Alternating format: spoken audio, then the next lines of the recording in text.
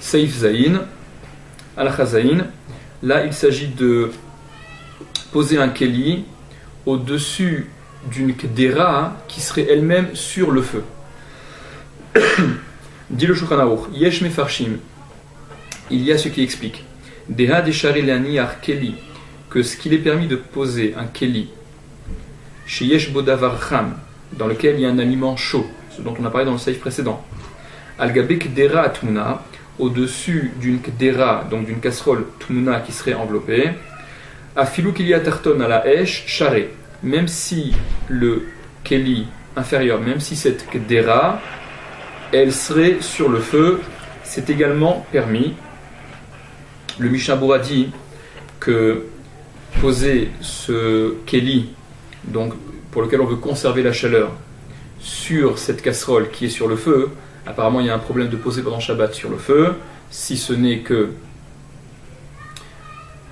on est en situation de plus encore que Garouf et Katoum, ce dont il s'agit dans le Siman Resh Nun Gimel, il ne faut absolument pas que cette action puisse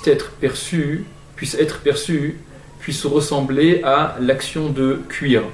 Et quand on fait ça sur du feu, en général, il y a un problème de mirzé qui met ça ressemble à quelqu'un qui va cuire. Donc le Mishnah Berurah précise que du fait que la kdera, la casserole, fasse interruption entre la source de chaleur et ce keli qu'on pose dessus, il n'y a plus le problème de mirzé qui met de on dirait qu'on est en train de cuire qui se pose. Ce sont ces yesh mefarshim, ceux qui expliquent ce qu'on vient de dire et qui permettent de le faire quand bien même cette casserole sur laquelle on pose est elle-même sur le feu.